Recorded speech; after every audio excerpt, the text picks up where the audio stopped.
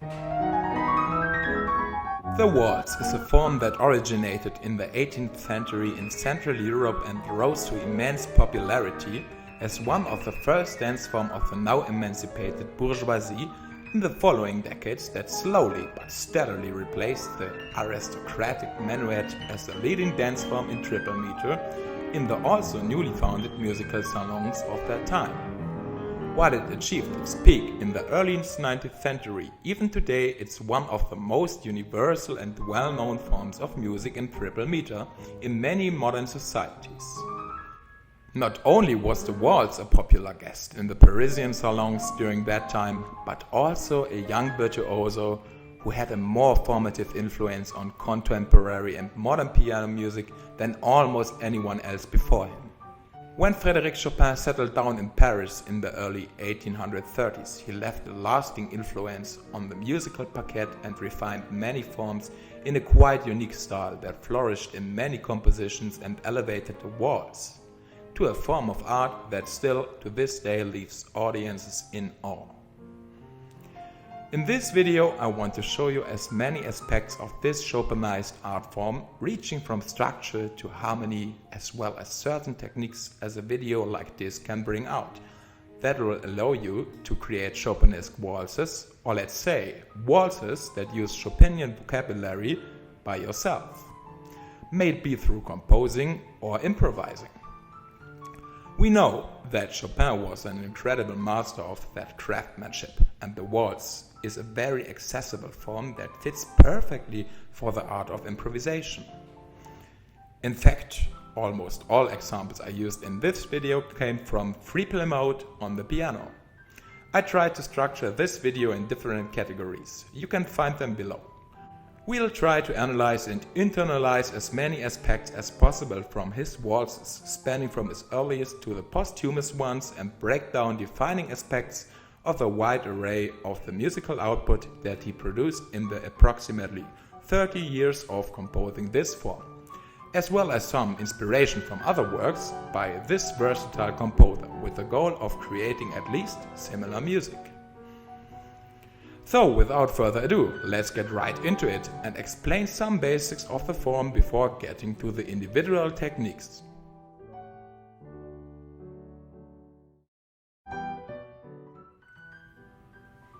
As mentioned in the beginning, the waltz is foremost a dance that helps to define certain aspects of the form, and we may start to classify the form from biggest categorizations of parts. Like the minuet with its first minuet, the trio and again minuet form, most of Chopin's waltzes can be seen as variations of our basic ternary form with something happening in A, something else in B, and something again, maybe with variations in A. This is just one way to structure the form. Actually, many of his waltzes are in a form that I'd call a anarcho-rondo, that has like one or more sometimes reoccurring themes or phrases that don't necessarily have to be the first of the piece. That could look like this. This is one way to interpret the form of the first Valse Brillante, while this example from his famous waltz in A minor is much more simpler, but again, it really depends on how you define form and variations for yourself. The A minor waltz could also be seen as this, when you base your definition of part on 8-bar phrases, which bring us to the next point and solution to this paradoxon of form, and finally, in practically musical realms, which is the number 2. If you reduce the waltzes to its smallest atoms, everything builds on the number 2 and multiples of that number like 4, 8 or 16 and so on, which finds its reason in its modularity. We will talk about that later. In our case, the smallest musical thinkable unit defines itself from at least 2 bars, and through my analysis of all the waltzes I found nearly no exception to that rule in Chopin's dance form oeuvre. Even his introductions that, at least in the waltzes, have the sole purpose to distract and irritate the listener, for that what follows are relatives of 2. So, how can we use that in more practical terms? Let's create a phrase and invent a motive, something like this maybe. Pretty lame, right? Let's add some chromatic upbeats and classify the first part like in rhetorics as a question, the second part as an answer. Now we have a small cell that we can build on. Let's add a beat and harmony to it. Looks fine. Now we have at least 3 options for the next 2 bars. Either invent something completely new,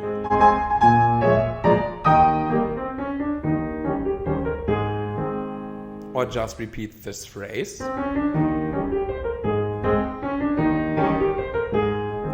or add a small variation to it.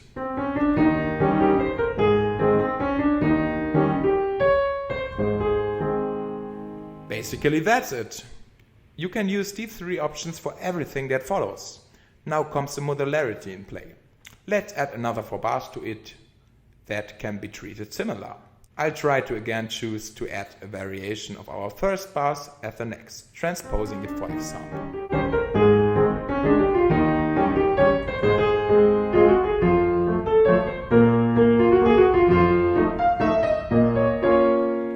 That's already nicer and starts to sound like music. And you guessed it, let's finish it with another 8 bars, either made up from 2 times 4 bars or 4 times 2 bars.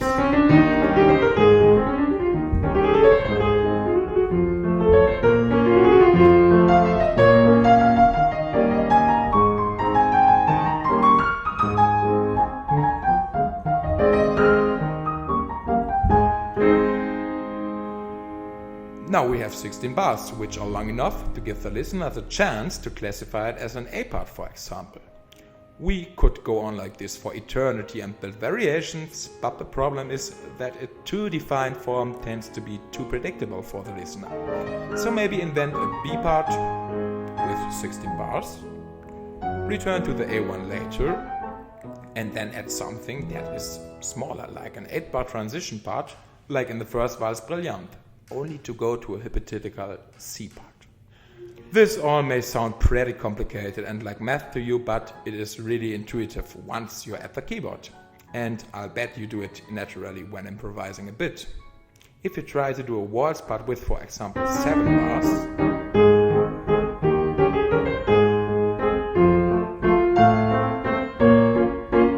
it just sounds off. I encourage you to not be too dogmatic with the form, but to keep this modularity building on the number 2 always in mind. An example for an organic exception would be this.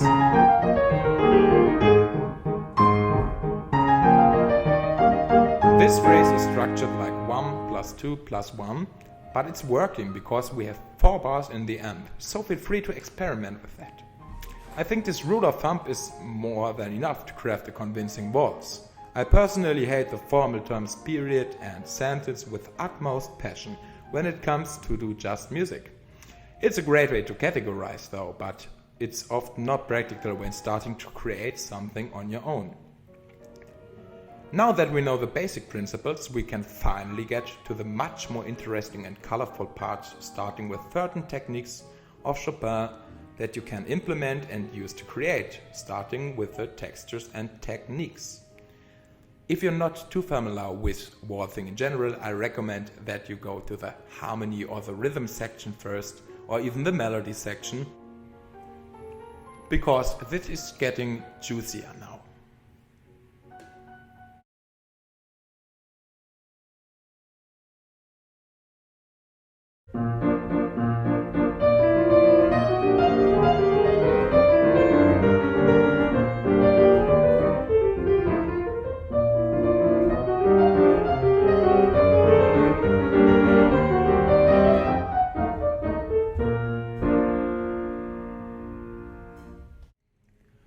Our first technique is featured very prominently in Chopin's Grand Waltz in A-flat, Opus 42.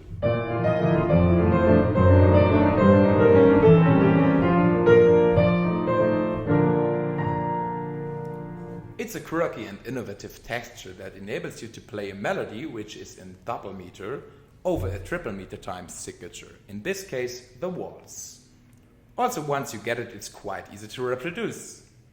It's a very versatile technique and you can use an already existing theme, like the Ode to Joy which I used here earlier, or invent an own. For the left hand is just the usual waltz texture.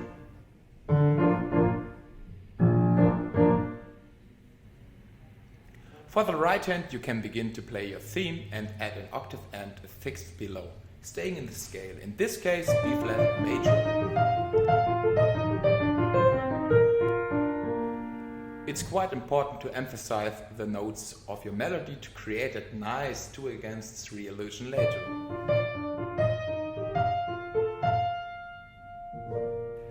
To get comfortable with the gestures, try to play simple cadences in both hands with the figurations.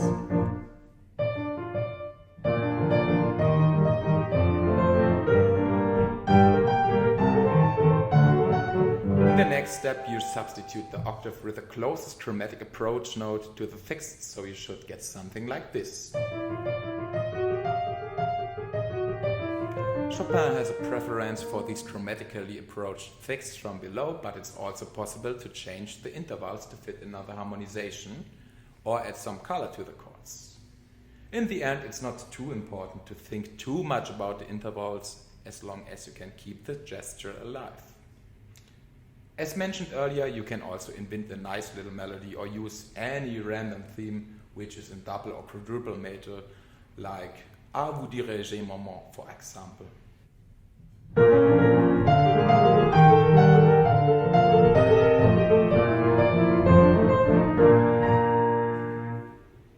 Your theme should mainly consist of straight quarter notes, so you don't have to interrupt the flow in your right hand.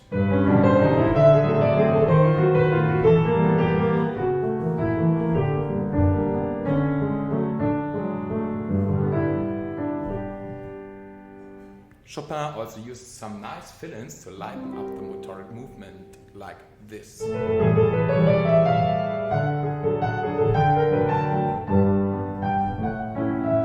It's a very nice technique to explore and very useful in longer waltzes, for example, to generate some new focus for your listeners.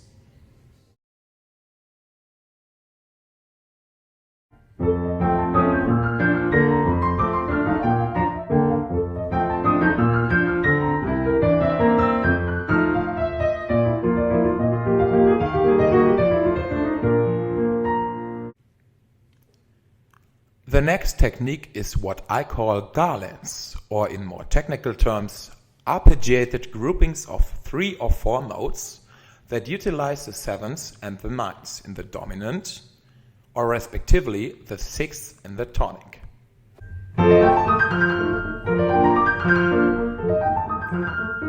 Actually, it's more like a lick that's very useful to create a very light-hearted and playful mood, like in Chopin's Second Waltz Brilliant, Opus 34 No. 1, or likewise in the same function in the aforementioned Grand Waltz, Opus 42.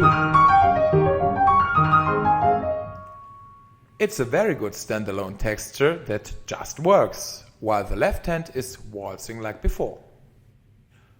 You can of course use slight variations or implement a nice hidden melody in the left hand, like in my example, where the second part of the Ode to Joy theme occurs on the downbeats.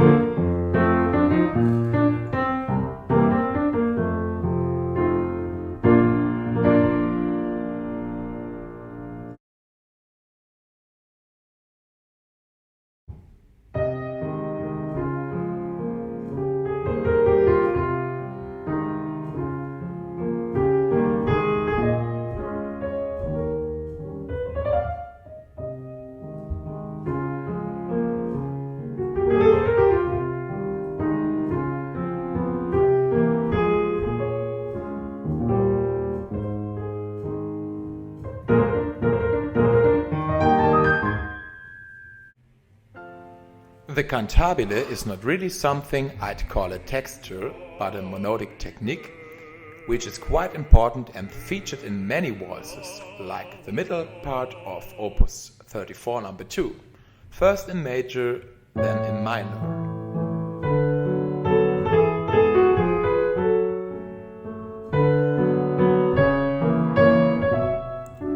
The Cantabile is especially effective in the slow waltzes and a mostly monodic song without words.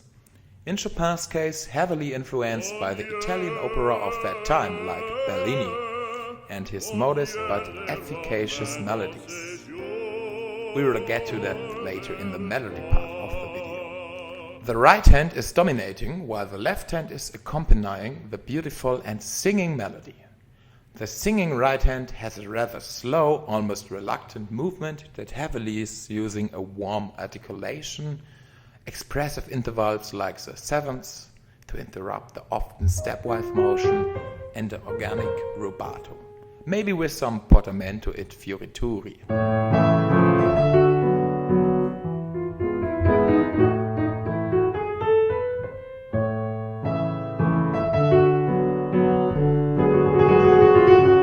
It's highly effective to add a little wake-up call after the phrase, like in the earlier example. Sometimes Chopin uses this cantabile in the left hand too, we will talk about that later. A very nice and elegant way to add some counterpoint to it is by having a nice counter melody either in the bass or the upper registers of the left hand.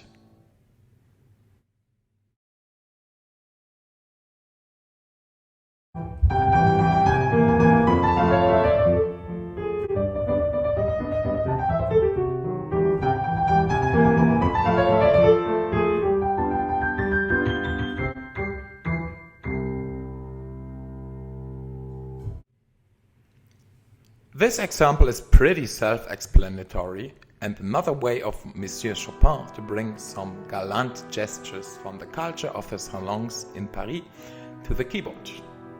I think the most famous example of repeated notes is the second theme, titled Leggermente from the first brilliant waltz, E-Flat Opus 80.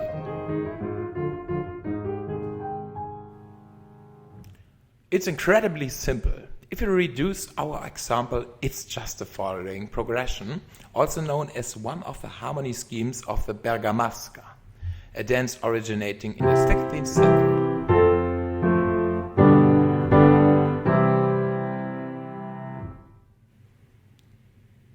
Now let's add some nice gallant alterations and appogiaturas.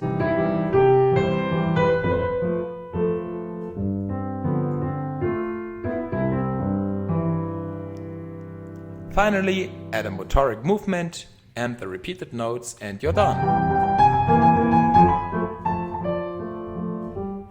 You can implement it for a whole section of your waltz or use it occasionally like Chopin on the Polish chord, Polish cadence.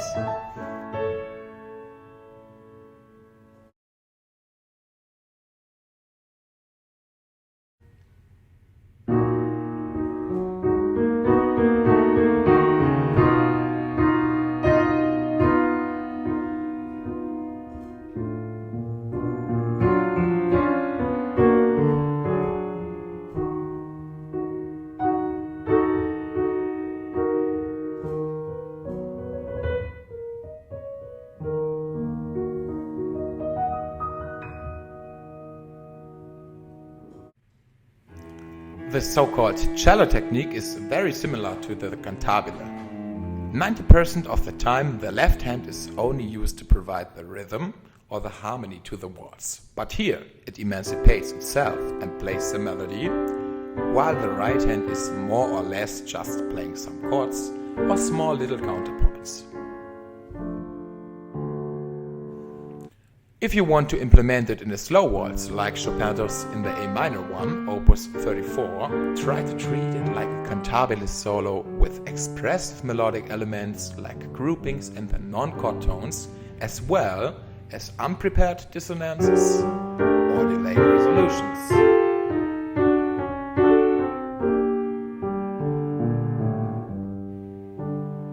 There's also a faster variation of this, like in the middle section trio of the Waltz Opus 64 number 3.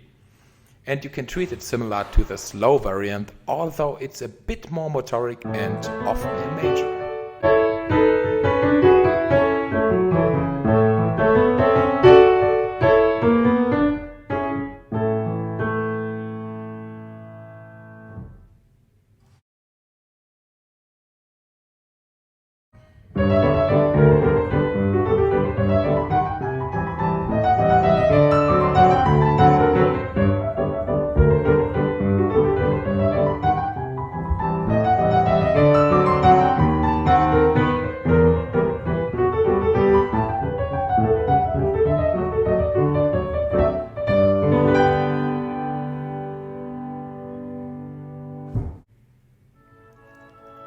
The delay or delayed resolution technique may be amongst my favorite textures out there, and it's also a quite funny one. Again, the best example of it is the beginning of the A-flat major waltz, opus 64 number 3.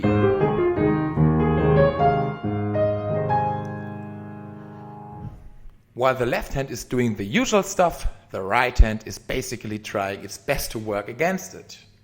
Try to count the non-chord tones in my example. They completely dominate the line while occasionally giving small resolutions to the original key, which very often occur on the weak beats 2 and 3 to add some more chaos to it.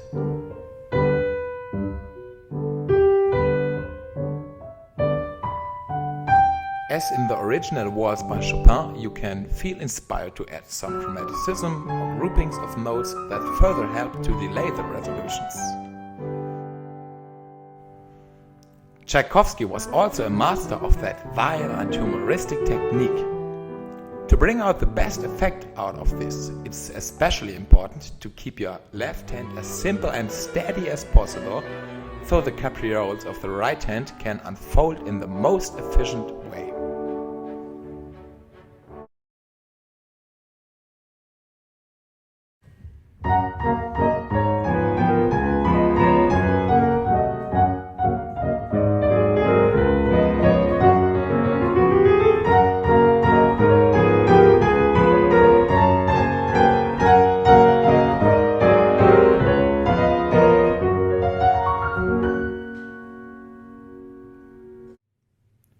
The Bling Bling gets its name from the bell-like effects that these small appogiaturas and appogiaturas provide when they are executed skillfully.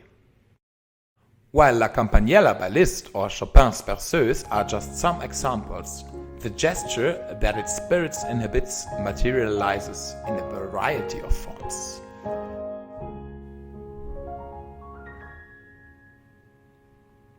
While the first 4 bars of my example are similar to the variations of the aforementioned berceuse or the B-flat major section of the Valse Brillante, opus 34 number 3,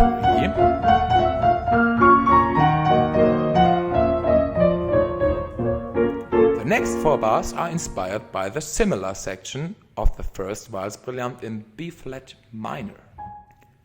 Take a simple melody and add either a bell tone, sixths, or thirds to it. That should be executed very fast or in a similar motion like the wrong note etude of his opus 25 number 5. Similar to this, the example from the bars 5 to 8. Just add your latest melody tone as an acciaccatura to your next and you're done. Bars 9 to 12 are just a repetition of the first part in octaves, and later some chromaticism occurs that brings in some color. From 13 onwards is basically everything combined. Unfortunately, my piano is not very bell-like in these acoustics, but feel encouraged to try it out for yourself.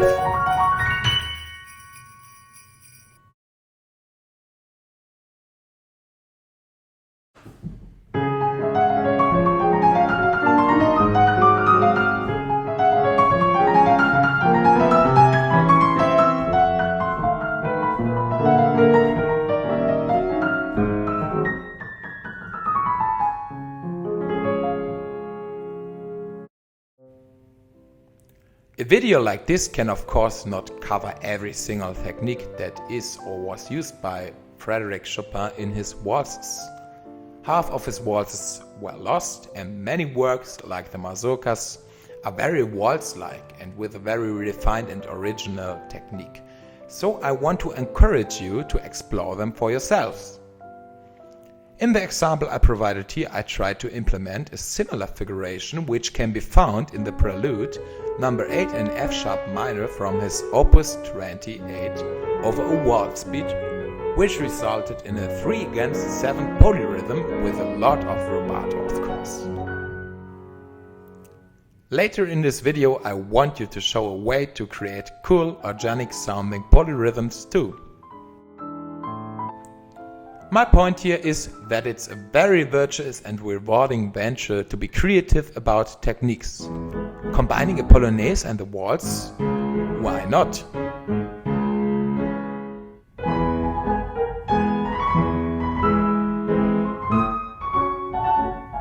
Another problem that occurs when you want to collect the techniques from his waltzes is your definition of technique. Is it really a technique, a melodic cliché, or just a memorable rhythm? For example, here are two semi-textures.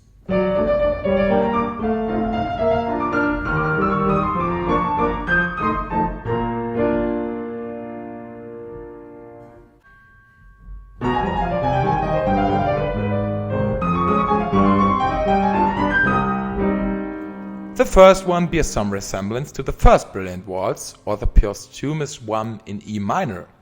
I think that is more of a rhythmic melodic figure in that texture, while the second one was inspired by the second part of his very famous waltz in C# minor, opus 64 No. 2. In the end, I think it's the most interesting and virtuous way to not be too dogmatic about it and be highly supportive of creative ways to express your music in the Chopin-inspired waltzes. Try to experiment with everything.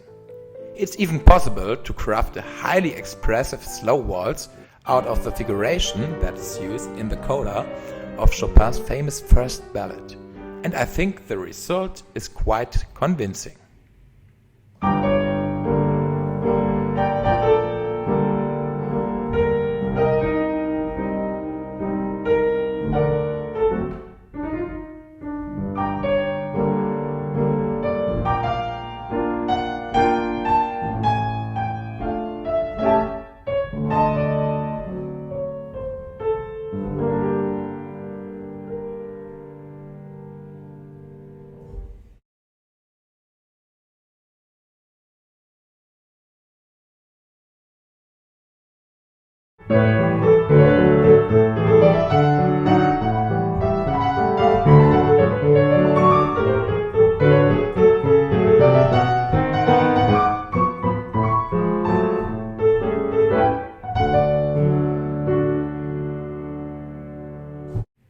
In this part of the video, I want to show you some of the melodic clichés and progressions that help to either Chopinize a melody or create a chopinesque inspired melody from scratch. There are some universal lines and licks that occur in many of his works, while others are a bit more specific and only work in certain time signatures. In this first example, I try to cram up some basic concepts, starting with Chopin's treatment of added intervals. In the first bars, the melody is essentially the same, although the harmony changes, which is a very critical point. What makes Chopin's melodies so recognizable and different from some other romantic composers, like Schubert for example, is his treatment of the non-chord tones, especially the 6th, the 7th and the 9th. He uses them often completely unprepared, and the 9th in the dominant as well as the 6th in the tonic can almost be considered as part of the harmony.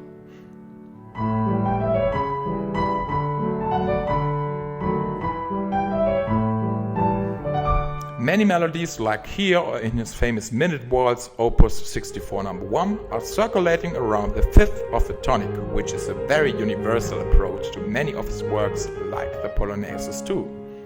The next two bars bring in a very bel canto-like figure that is, for example, used in his second brilliant waltz, opus 34 No. 1, and much more, and in a softer vibe in many of his nocturnes. Bars 5 plus 6 are just another variant of the first two in a modular way, although with other intervals, and the altered 5th. Bars 7 and 8 are a mix of groupings and appogiaturas. We will talk about that deeper in another example. The following bars bring in a re-exposition of the original material, again very modular, with a little harmonic drift, leaving the phrase open, while in the last 4 bars we return to the tonic. We return to the tonic through the Polish cadence, while the melody is again revolving around the 5th. To end the phrase, we jump out of the tredecim accord, or the dominant with at least a 7th and an added 6th, often in the melody, something that can be observed in many operatic works like these of Rossini, for example.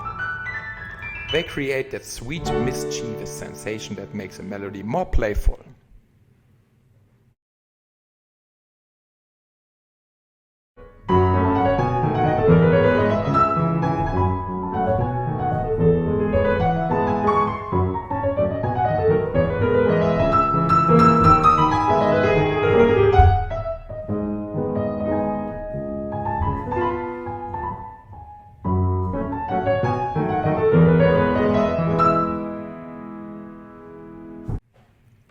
This example is a bit more quirky and achieves its charm by the late resolutions in the line that occur on the weak beats combined with an arpeggiated downwards melody. When reduced to its basics, you could argue that the complete first part is just a glorified downward triad in E major.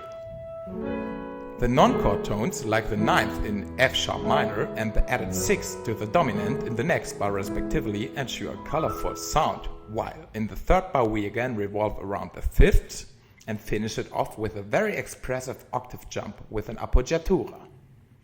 Bars 5 to 8 are exactly the same, but again, a little shift in the harmony ensures some new tension and prepares a little modulation to G sharp minor that follows closely. The E in bar 8, which is a third of the simultaneously sounding C sharp minor, transforms to an added sixth in G sharp minor, which goes down in a fast arpeggio-like figuration to prepare the expected cadence. To add some drama in bar 10, the melody stays on the prolonged G sharp with some ornamentation, just to jump up to the minor third of D sharp major, resulting in a very characterful double third sound and a rather weak ending in the penultimate bar. These shenanigans, which result in a quite unfulfilling cadence, give of course room to the following modulation that is taking us back to F sharp minor, which can be seen as the subdominant of our original key E major, ending the second part almost rhapsodic just to get back to the motoric repetition of our first part.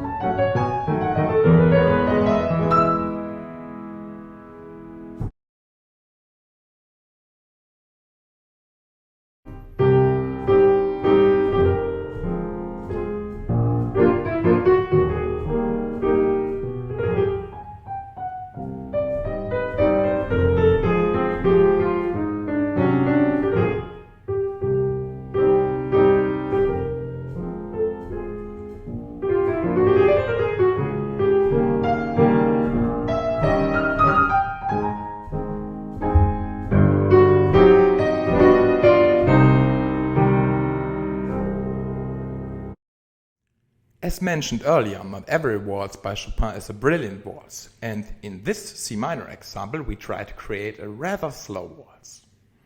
A general rule of thumb can be that a faster tempo results often in a more motivic and uniform movement, while a slower tempo gives more room for ornamented phrases.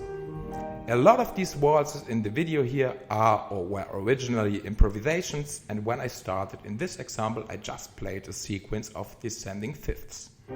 A sequence that is used in almost every epoch in European tonal music.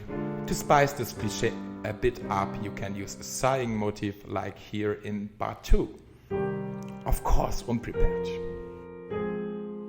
Either repeat this phrase or add some chromatically approached notes, resulting again in an augmented fifth. Now comes the technique I wanted to highlight with that example, which is groupings. Groupings are basically a collection of related notes that do not necessarily have to follow the rhythm, but flourish around the melody and create little micro-rhythms inside the melody. You can either build them around single notes like in bar 6 or use them to fill out an interval like in bar 7, often accompanied by a chromatic stepwise motion like in bar 5 and added dissonances. All groupings have at least 2 notes, and often it's up to interpretation how you categorize them. You could read or hear bar 6, for example, as a 4+2 or 2 3+3 groupings. In this example I added some phrasing slurs of how I intended the groupings to be heard, but again, many ways are thinkable. Bars 9 and 10. Repetition legitimizes. 11 and 12, the same, but with another technique that is heavily associated with opera, namely the portamento and the fiorituri. The little ornament in bar 12 is a little mix of both, starting with an upward chromatic scale to imitate the portamento and finishing it off with some fast notes like the fioratura. At this point I feel the need to talk a bit about chromaticism. Many people associate Chopin with the chromatic scale to embellish a line and close the gap between larger intervals, which is of course true.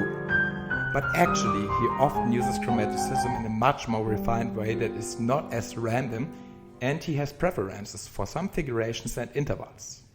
We may cover that later in the useful scales part. Back to topic. In bar 12, the otherwise similar line starts to unfold in a rubato-like texture, with syncopations to bring back some loosely associated groupings, shifting the melody up one octave and letting it climax in A-flat major. This idyllic semi-end gets interrupted by the unison G in the bass that lets us return to our original key C minor with a pretty normal cadence downwards and some chromatic notes in the middle line.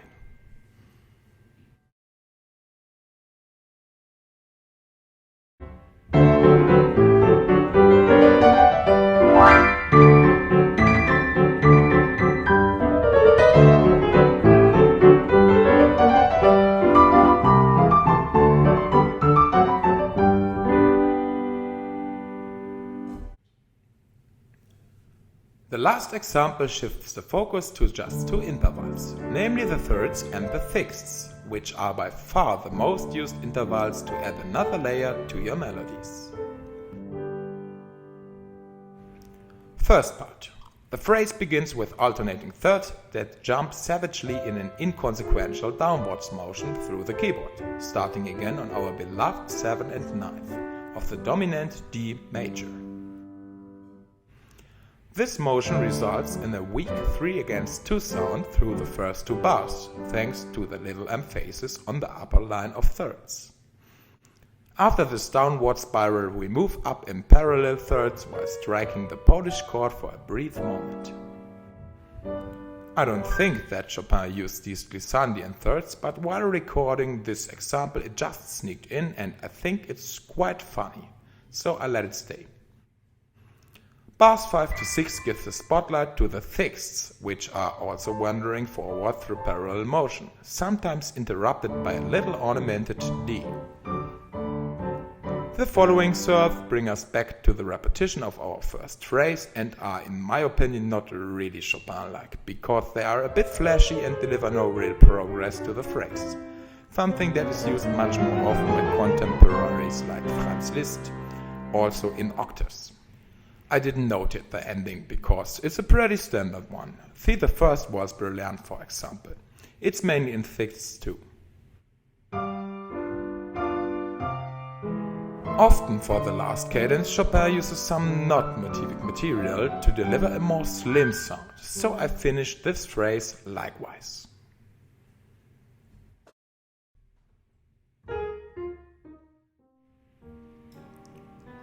The shown examples are just some signposts that highlight certain techniques to add a bit of the chopinesque vocabulary to your melodic lines.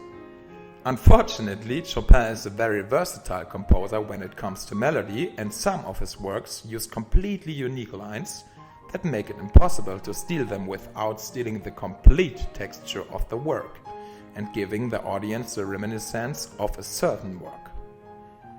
An example for this would be from his Ballad II in the coda. You just can't play this lick, or shouldn't, without stealing it completely, because the technique behind it is too densely bound to its use in the original work. I think without the possibility to work on it. However, this part of the coda is pretty much the opposite. You can extract the harmonic movement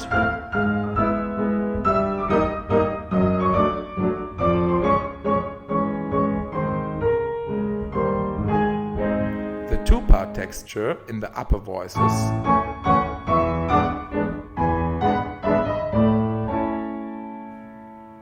or even just the rhythm.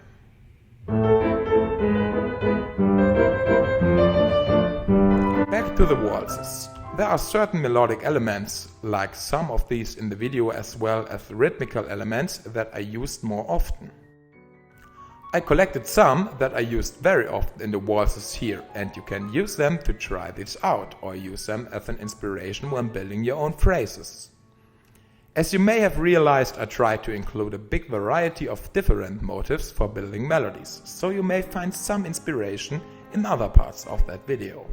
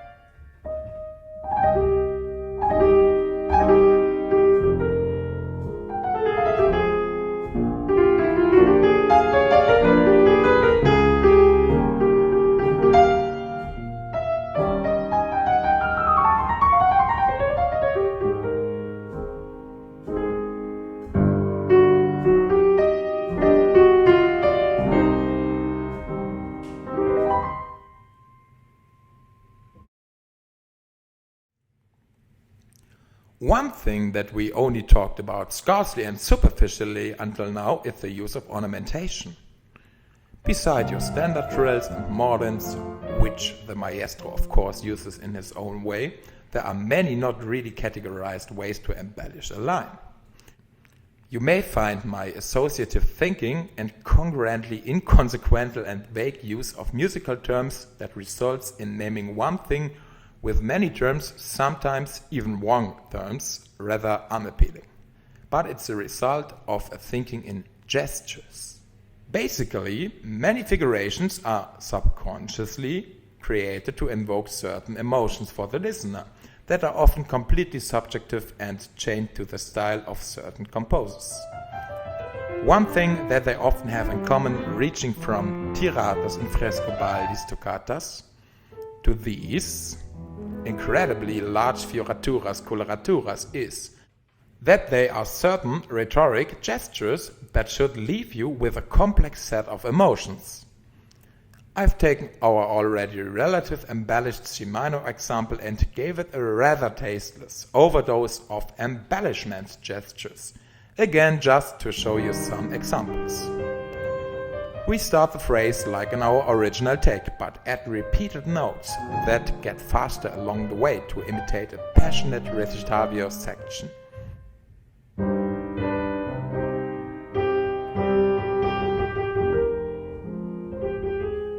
In the third bar we add a little bell-like texture that falls out of the rhythm a bit and adds a rather polyphonic layer to it. This figuration can be observed in much more elaborate ways, for example in Chopin's Berceuse. Here we add a diminished chord for the figuration and finish it off similar to Chopin in bar 4. In the next part we approach our first coloratura, fioritura. I think this one is one of the terms that I misuse freely quite often, with a more dramatic gesture that falls out of time and brings us to the next bar, which is in tempo. So, how do we create that magic little gestures that can be found especially often in his nocturne? The answer is simple and we have it already. Groupings. Groupings, but very fast and with a lot of delayed resolutions, arpeggios and chromatic non-chord tones. You can interpret this figure as a G7, the dominant chord that builds itself like this. First 4 notes, chromatic groupings. Next 5 notes, again a group of 5 circling around and finally reaching the D and later the A flat to add the 9th to the chord that technically exists since the first note of this coloratura. Through an upwards motion interrupted by the non-chord tone in E flat in the middle. The last 3 notes is something that you'd call an closure in gestury, something that Chopin also is doing all the time. Again, this is just one way to interpret this gesture. So far so good. The next bars are identical to the original with some little ornaments to not completely destroy the whole form. But you could try something like this too. A chromatic gesture downwards.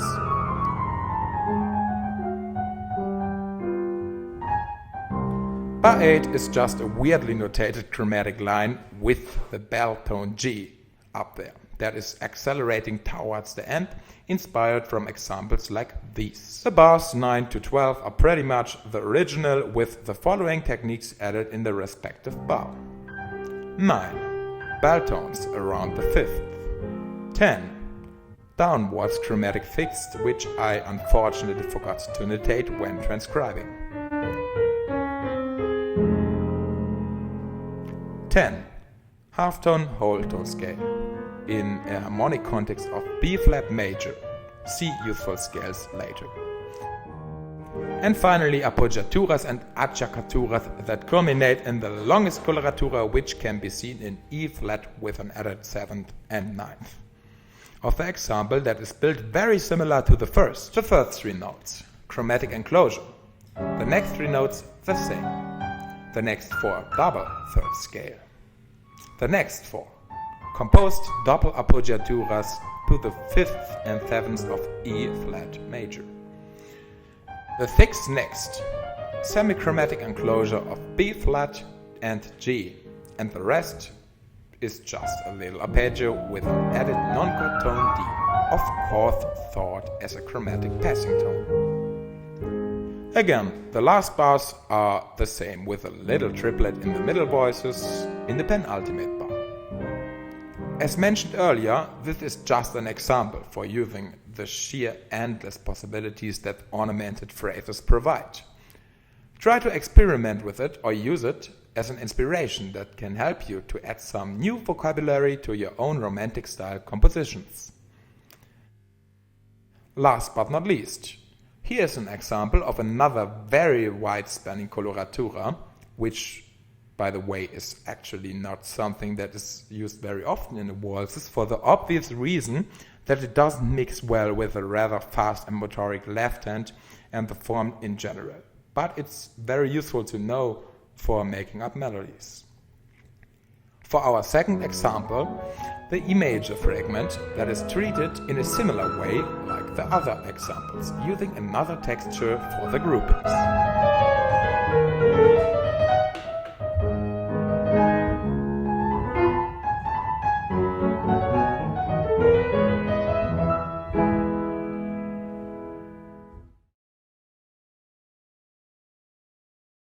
When it comes to rhythm, well, it's actually pretty simple and straightforward, and maybe the aspect of that form that's the easiest to get. Just because it's rather simple doesn't mean that it isn't highly effective and the great base to build upon. Think of it like this: without a more or less steady rhythm that stays the same for most of the piece, you couldn't counter the perpetual movement with complex counter rhythms in the melody, for example. This steadiness helps to provide a solid base for your music that can also get additional charm from the variations and violations of the standard beat, and there are more than enough ways to do so. Remember, it was originally a dance, which has of course a lot of implications for the rhythm and harmony. We'll talk later about that and start with the basics. In almost all cases, Chopin used a 3/4 beat for his waltzes, while alternatively a 6/8 beat is thinkable too. The harmonic rhythm is in most cases at least 1 bar long, meaning that the harmony changes are seldom happening in 1 bar, with some small exceptions, like the Polish cadence, for example.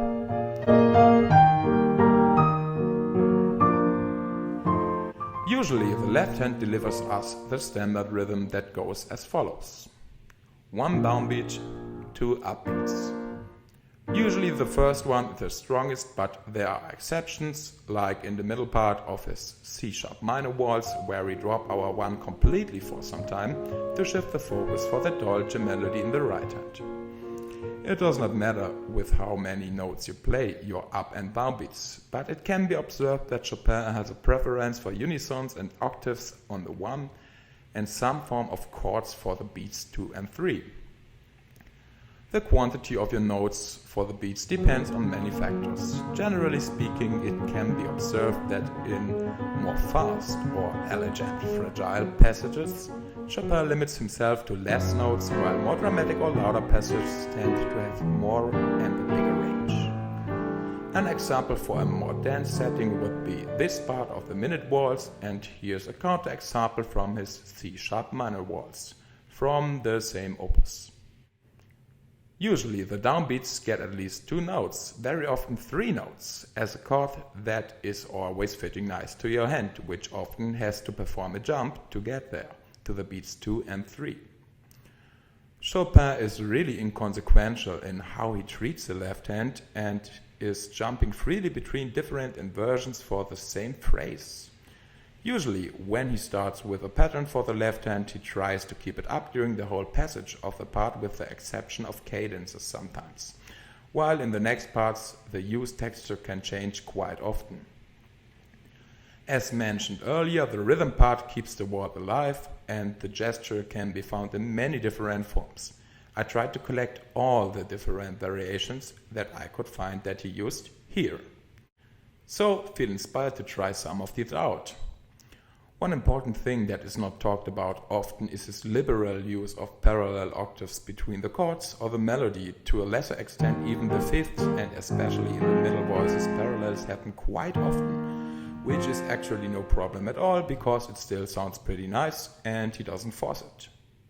Of course, he has a great concept of form and more than often tries not to do the forbidden parallels, especially between the outer voices, but when waltzing on your own or composing, I really recommend you not to spend too much time on this matter because, as so often when you just follow the theory to do it right, whatever this means, often it's pretty subjective, your left hand will mutate to a terrible abdomination with arcers for the sole purpose to do it right. So we want.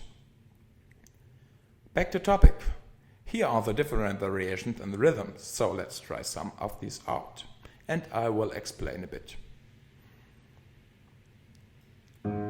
First, this figure puts some emphasis on the bass line, which is often chromatically treated and serves as a nice counter melody of a way of showing how you want your phrase to be played, often implying the use of pedal to get the desired sound. Second, this figure of the second valse brilliant utilizes the capability of your left hand to add another counter melody to your playing, this time in the upper voice of the left hand. 3. Here Chopin uses a minimal approach in his opus 34 No. 1 and deletes the downbeats in the second bar, which can give a phrase a more floating expression, for example. 4. Here we glide up in chords and get a little nocturne feel that is weakening the usual 1, 2, 3 of the waltz to provide a more phrased approach that spans 2 bars again from the second Waltz Brilliant opus 34 No. 1. 5. In this example we add some little trumpet-like fanfares on the weak beats while not losing the general form of the waltz. He uses this, for example, in opus 69 No. 1 to counter the somewhat pretty static melody. Generally speaking, it's a great idea to add some other textures here and there, and especially the use of small counter motifs or melodies that bring in some counterpoint action are often used by Chopin when exploring this form. The rhythm and the harmony part are closely related in many aspects, so let's dive into that, but before that happens, I want to show you a little trick that the maestro uses to loosen up the tight and somewhat motoric action of the left hand sometimes.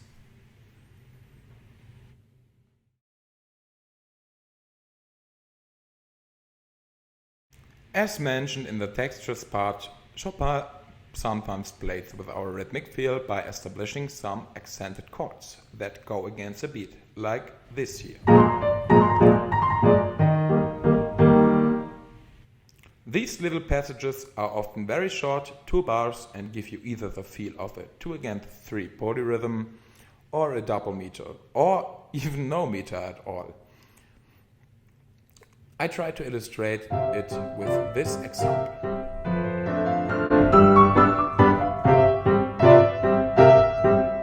We start in the first bar with a weak 2-against-3 feel that we use when accenting the third or respectively the second downbeat in the next bar, just to resume to the usual 3-4. The same happens in the next following 2 bars, just to leave the first beat open and answer it congruently later in the next bar. This is a great way to generate some new focus and shock your listeners during your waltzes.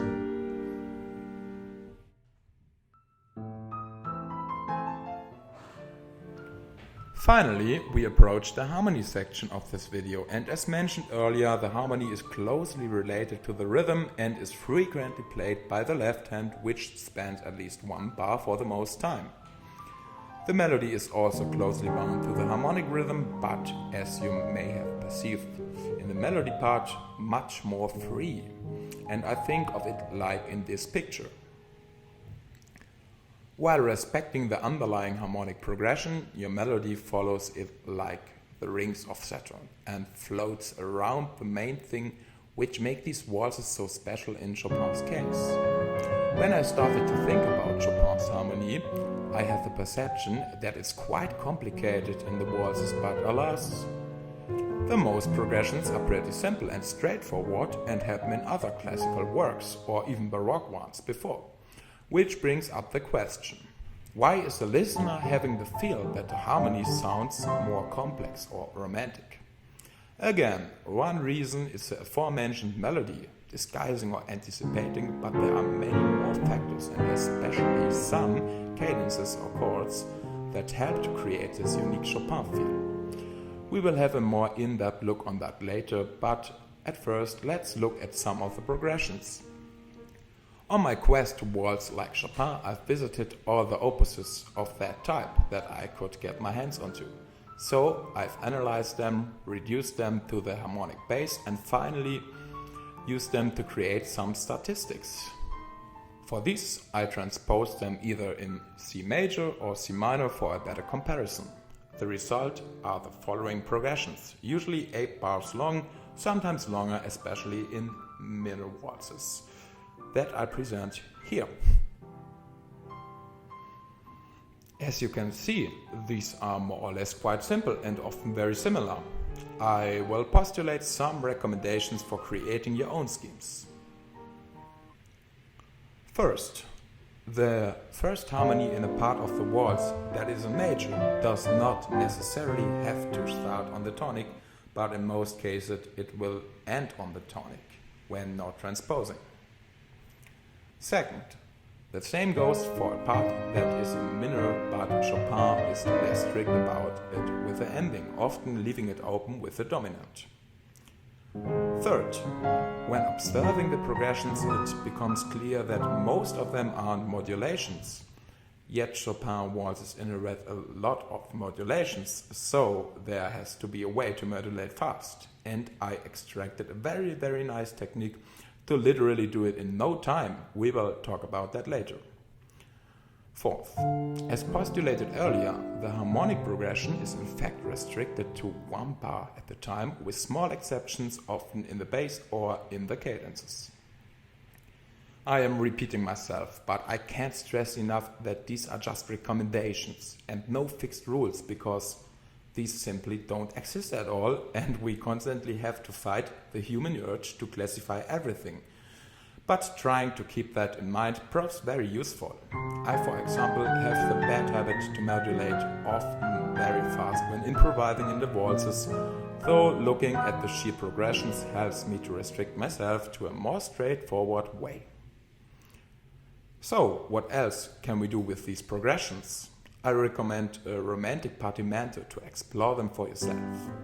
Partimento is a technique that is closely tied to figured bass, giving the person that is executing the bass some hints of what can be done with the right hand through the figuring. But it can be expanded to these harmonic excerpts. When trying to do so, take the left hand as your bass for the waltz and invent some melodies, maybe with some inspiration from the earlier parts, with the right hand to explore some. Let's do it with one example in two different styles.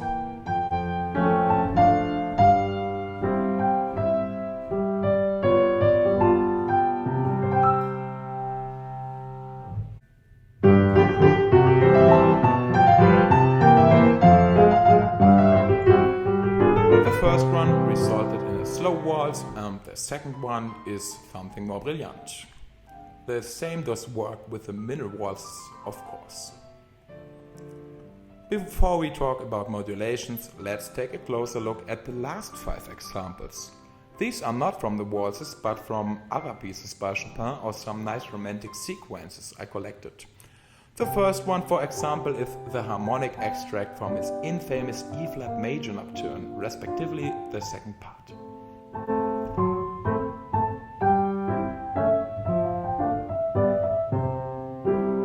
The second example plays with some more advanced harmonies.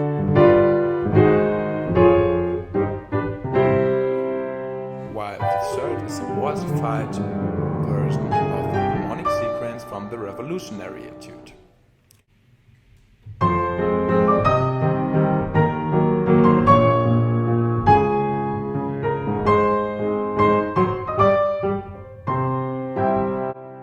The penultimate example is a romantic sequence of subdominants in minor with an added sixths and dominants that never resolve but sound quite convincing and can be found excessively used in the work of Siegfried Karg-Elert, for example. And the last one, well, this is hands down one of the most hauntingly beautiful and weird examples for creating a sweet progression out of thin air. It's from Chopin's Mazurka Opus 17 No. 4, and with its rigidity, it's most definitely one of the coolest demonstrations how the so-called romantic harmonies differ from the more classical ones. I highly recommend to explore this particular progression heavily before listening to the kind of mind-blowing original work by Chopin. While these are the basic progressions, Chopin, of course, has some very characteristic ways to add some color to certain phrases that I want to talk about, briefly starting with this little gem. When going to the subdominant in a cadence, he is very often approaching it with a little voice leading that can be seen as a 5-6 line, with the 5 always being altered to give a chromatic resolution to the sixths. This detail might look small, but trust me, this adds so much to your cadences in the waltzes, and you can use it heavily to sound more like Chopin. Our next example is what I call the Polish cadence, Polish chord, which is of course not a real scientifically name to this phenomenon, but a nice way to classify it without overanalyzing it all the time. And hey, many of our musical nomenclature is really strange and subjective if you think about it, so let's just work with it. I extracted the name from the second movement of Liszt's Garlands, which is basically a simple transcription of Polish folk songs, and guess what? The second song is actually by Chopin, and guess what? He is of course using the Polish cadence here. So, what is it exactly? It's this cadence here that gets its charm from the harmony in the first bar and is, by the way, of course, used in many musical styles and epochs.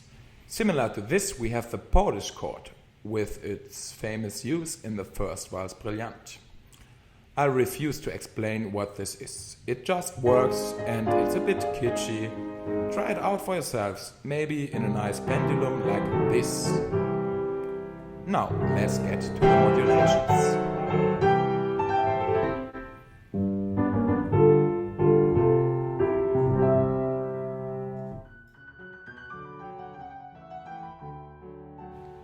Chopin is a master of modulation and has a large fundus of different ways to do so. It's impossible to cram them all up in a video like this, but I want to show you a common way of doing so that is also heavily used in his waltzes, namely the modulation with just one note. First, let's have a look at the first valse brilliant and the tonality of the different parts. As you can see, he visits many tonalities and every consequential part has a new tonality, sometimes very briefly and sometimes not really clear. But it can be observed that he is basically doing a circle of fifths with some intermediate stops in between to return to its original key. What unites all of these modulations is the aforementioned technique of modulation with one note that I want to explain with this example. Take a single note like this B flat, for example. If you harmonize this tone with just rights, you only have the following 6 possibilities: B flat major, B flat minor, E flat major, E flat minor, G minor, and very exquisitely G flat major. This modulation technique utilizes the duality of a single note to be the tonal center for a different harmony. And you can expand this, of course, with sevenths or other added intervals. So, let's get right into it. I'll play a little cadence of our original key and then we go forward with a new one.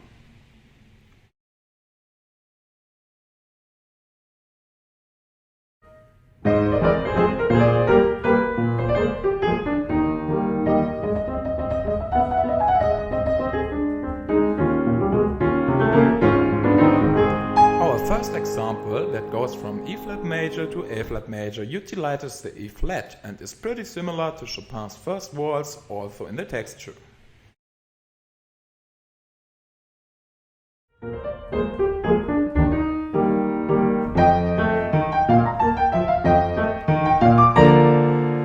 Our second example that goes from E flat to B flat major assumed that the third of E flat is an added ninth in F major, which of course wants to resolve itself to B flat major then.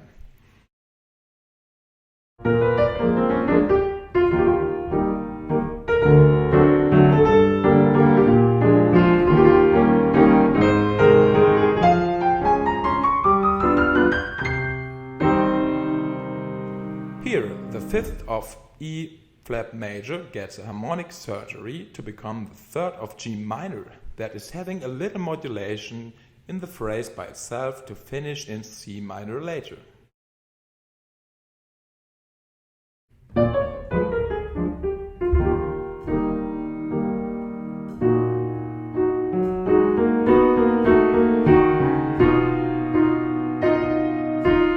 This one is rather simple. We start in E flat major and then go to E flat minor and proceed to add our waltz fragment that we improvised / composed earlier.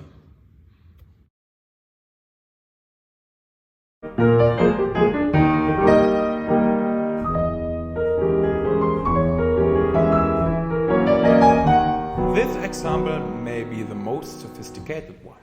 The E flat in E flat major is the enharmonic equivalent of D sharp major in our modern tuning systems. So our modulation brings us to B major, right? But hey, our first chord in the tonality is a C sharp minor. What does that mean? When modulating, you don't have to start the next part on the tonic. So here we are utilizing the fact that the D sharp is an added major seventh to the subdominant with an already existing sixth of B major. And this is, of course, E major that wants to resolve itself, which happens not directly, but in the next bar where we introduce a dominant with a seventh in the bass and voila, we're finally in B major. I hope you can get this. For another example of this, have a look at Chopin's infamous Fantaisie impromptue. Let's proceed to the last part of the harmony section, which is only semi-related to it, to finish that part off.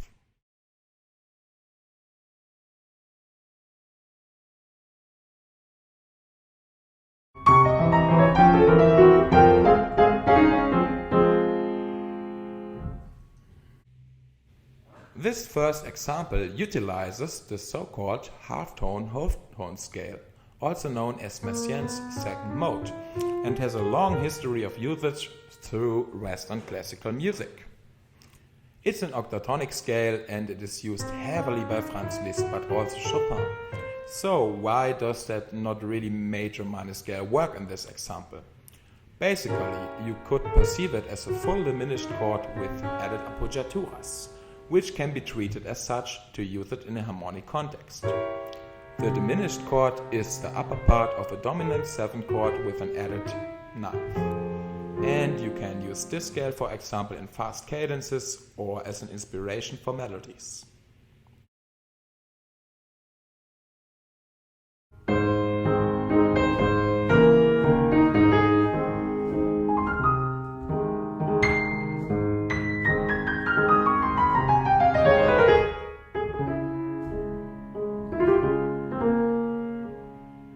This example is again an octatonic scale, which is basically major and minor at the same time.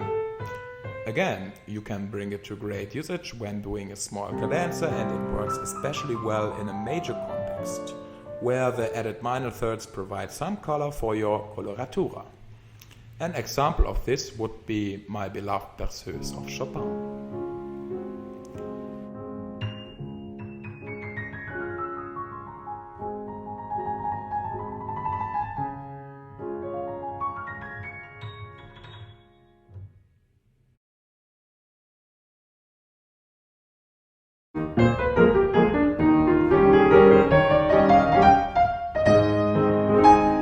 Here it's pretty similar again, and you could argue that this isn't really a scale but a chromatic approach note that results in having a major scale with 2/7. I personally would agree with that, but this and the second example are very good when you're improvising for yourself and have to think very fast. Also, it's heavily used by other composers, such as Beethoven in his G major sonata, and generally it's very useful to tune your scales a bit up or for the use in the aforementioned fioraturas in combination with groupings.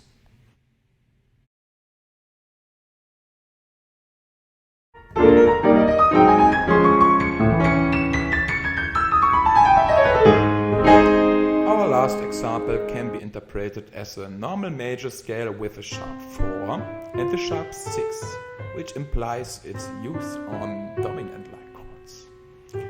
It may not be that intuitive, but it's used very often when you want to climax a melody over a single chord, or like in our example for a fast cadenza.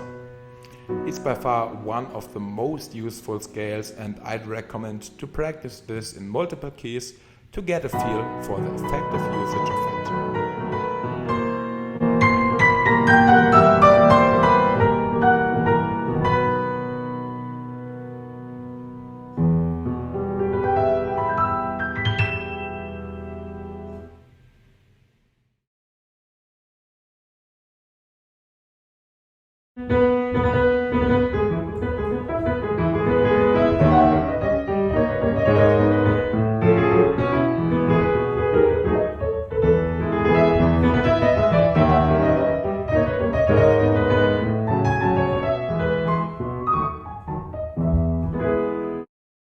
As mentioned in the beginning of this video, the introductions to Chopin's waltzes are Chopin's way to make you question if the piece you're gonna listen to is really a waltz, either through rhythm, tempo, or likewise harmony.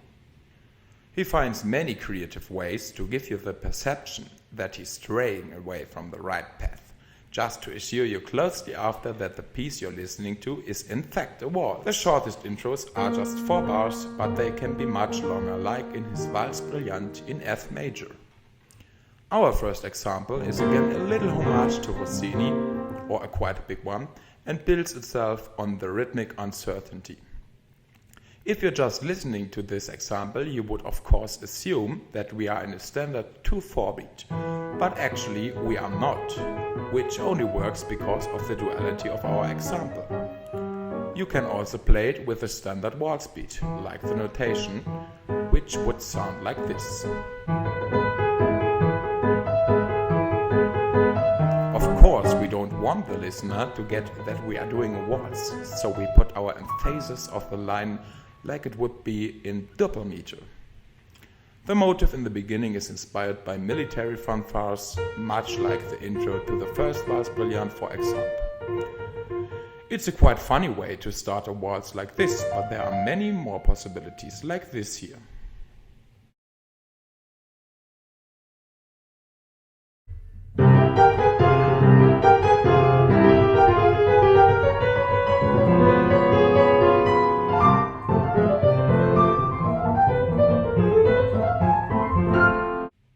Here we are doing some advanced barbarism to the perception of harmony that just makes you question in what key the following piece will be. Starting on a single C, it could be a long dominant to F major as notated, or a C major tonality. The following octaves and thirds don't help at all to give you a definitive feel for the harmonic progression of that part, but it gets even worse. The right hand spins out of control and brings us through a little repetition, and with the devilish help of our left hand to a somewhat D-flat 7 sounding tonality that leaves the ending of the intro completely open. In my example, the sounding D-flat can be interpreted as a G7 chord with a deep alpha fifth in the bass, which is basically the double dominant. That was immensely popular in this apparition since the Vienna classics.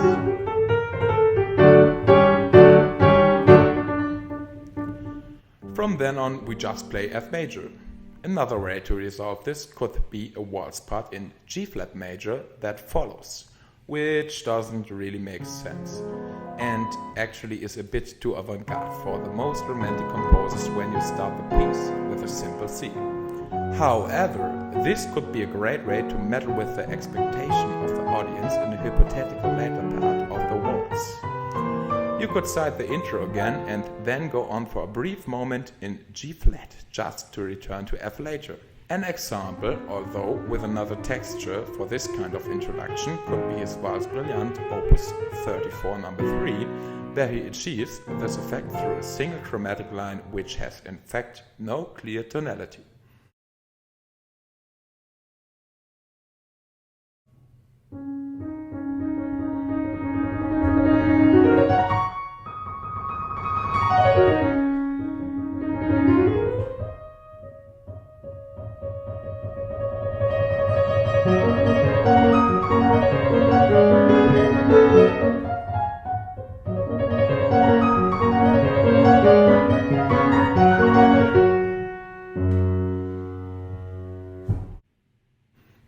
Our third example is basically a cadenza made up from thrills that are played very freely to completely rob you of your sense of time and rhythm.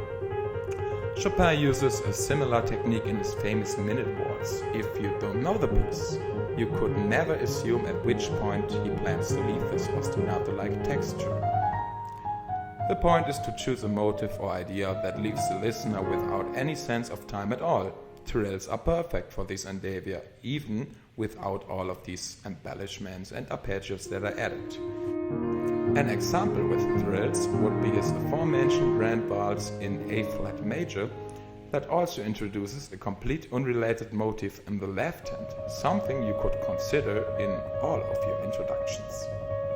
In general, most of the intros aren't really related to the rest of the waltz when it comes to melody or motives.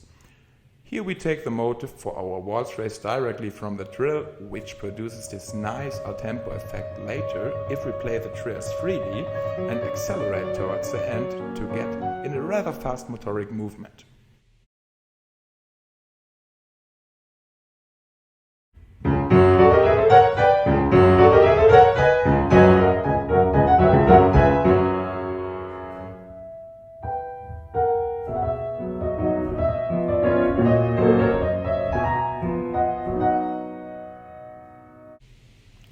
The last variant is basically a combination of all the techniques for introductions from our former examples. When starting with these unison octaves, it's similar to the second example and the tonality is completely open. The following chromatic forebodance, of course heavily inspired by the similar opening of his famous Polonaise Opus 53, and the end of the first part in G major through chromaticism catches the listener completely off guard. The repetition of that part ends likewise messy in G sharp minor. Because of the following repetition, it's possible to slowly hear a tonality that is a pendulum between the subdominant and the dominant of B major.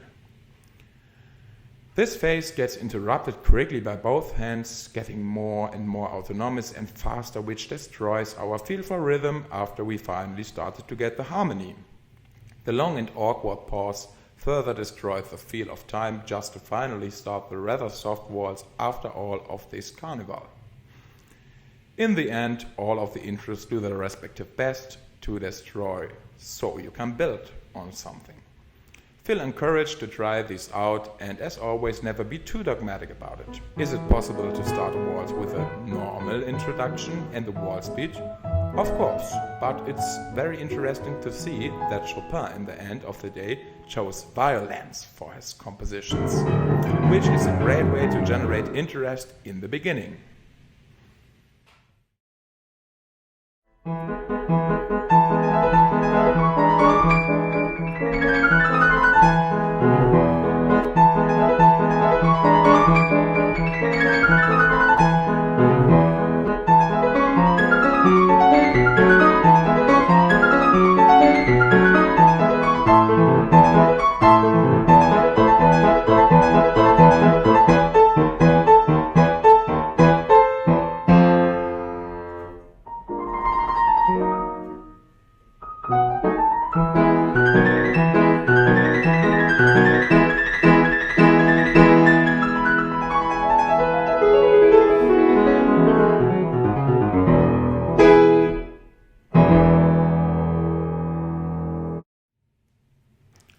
While Chopin does not have the Beethoven syndrome, many of his works finish with a big and virtuosic coda, sometimes spanning several minutes.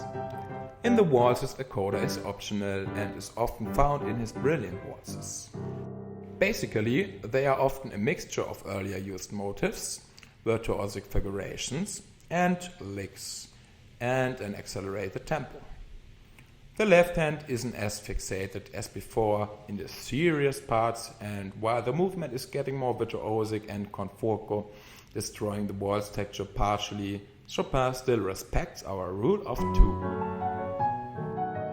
In my example, we try to build a little coda just from the E-Major fragment that we treated excessively in the melody part, starting with the bass.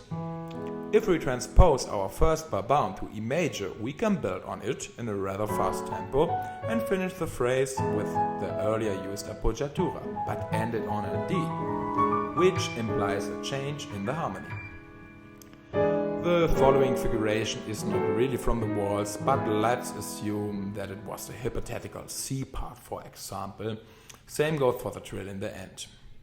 As mentioned earlier, and similar to the intro, the material you use doesn't have to be related to your original waltzes, although it's a quite round and elegant way to finish it. After a repeat, we take our first motive and transform it freely, adding some non-chord tones and groupings while the left hand delivers a little counter melody.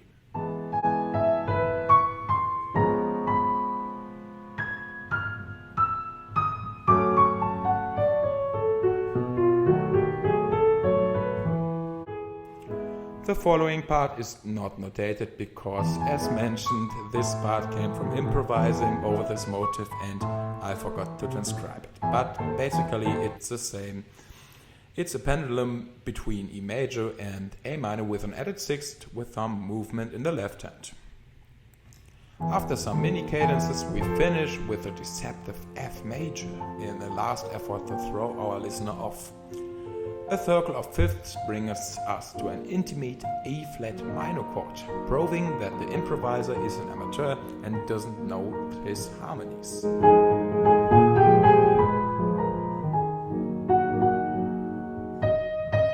But if you think about it, this chord could also be seen as a derivative of this chord, which miraculously turns out to be the double dominant of E major, giving the explanation why the following final tirades that ultimately lead back to E major to this little virtuosic Chopin motif that I've stolen directly from his original coda don't feel off.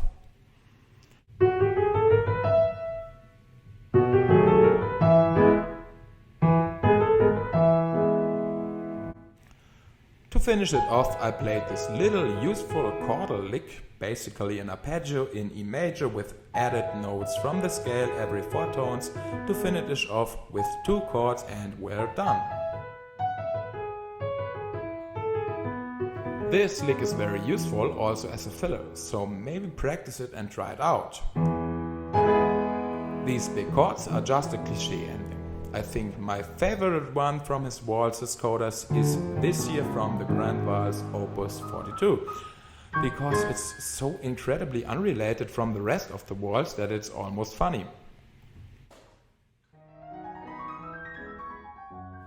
So that's it, basically. While we talked about many aspects, there are a lot that I didn't even mention, like dynamics, tempo rubato, or articulation and jogics, which deserve a take on their own. Nonetheless, I hope that this video brought you joy, some understanding and hopefully some inspiration. In times where everything what music can express seems to be said already, I think it's a holy duty for everyone that loves this kind of music with heartfelt passion to really live it and fill the completely commercialized scene of classical musicians with some creative approaches.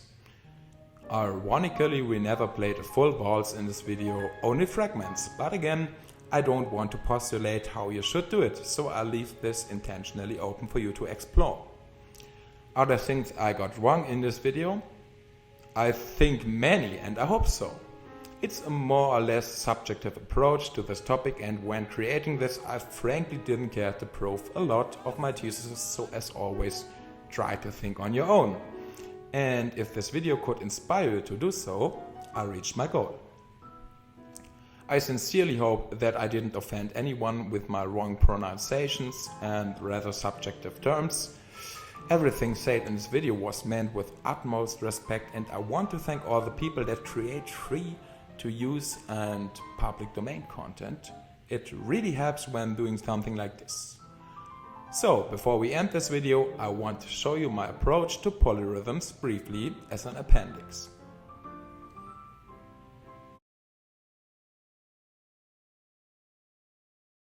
Frédéric Chopin is a master when it comes to organic sounding polyrhythms, which is a topic for another video. Here I just want to show you briefly how you can practice and implement these when playing waltzes. Let's start with this little four-bourdon progression in C major and forget about parallels for the next examples. Now we just have to add the desired rhythm, starting with 1 against 3.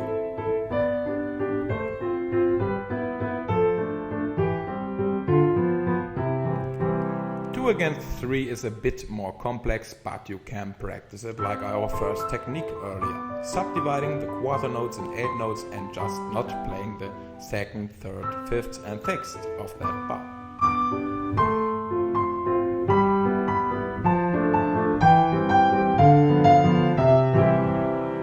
Three against 3 is pretty simple and not a polyrhythm at all. I think we don't have to talk about this further.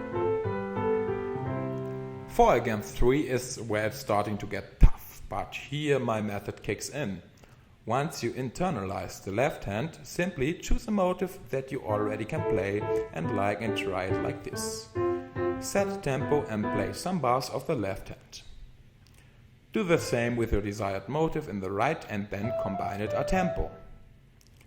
This may take some time, but it's one of the easiest ways to get there without calculating, and keep in mind that it doesn't have to be perfect to create this nice effect of two different rhythms.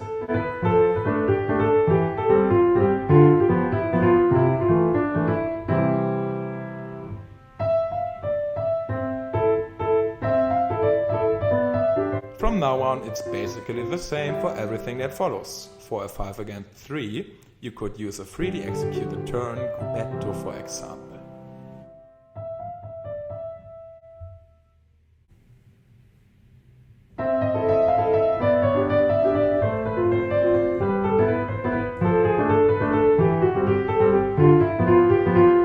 Six against 3 is on time again.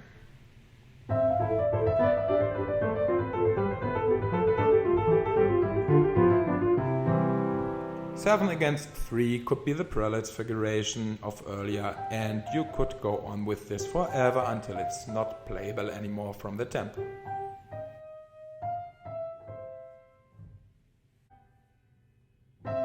Okay, this is more like an etude and not music, right? It's an exercise that allows you to get the basics, so you can use it sometimes even subconscious during improvising, for example.